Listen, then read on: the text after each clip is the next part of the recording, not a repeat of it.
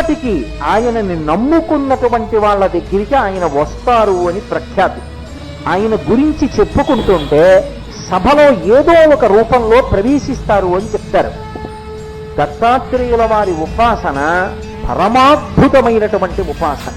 ఆయన ఎక్కువగా గురుతత్వంగా నిలబడతారు. యథార్థమునకు భగవంతుడు గొప్పవాడా గురువు గొప్పవాడా అంటే భగవంతుడి కన్నా గురువే గొప్పవాడు. ఎందుచేత అంటే గురువు జ్ఞానమిస్తాడు, మళ్ళీ ఇక పుట్టవలసిన అవసరం లేని స్థితికి గురువు పైకెత్తుతాడు. అంటే దాని ఉద్దేశ్యం గురువు కోర్కెలు తీర్చలేడు అని కాదు. కోర్కెల కన్నా చాలా గొప్ప విషయం ఏమిటి అంటే జ్ఞానం ఇవ్వడం. దానికి అడగక్కర్లేదు, సిద్ధంగా ఉంటాడు ఆయన. అలా కూర్చునేటటువంటి గురువు దగ్గర జ్ఞానాన్ని పొందడం అన్నిటికన్నా గొప్ప విషయం. మహానుభావుడైనటువంటి దత్తాత్రేయ స్వామి వారు గురుస్వరూపంలో కూర్చుని ఉంటారు. అందుకే ఆయన జ్ఞానప్రదాత.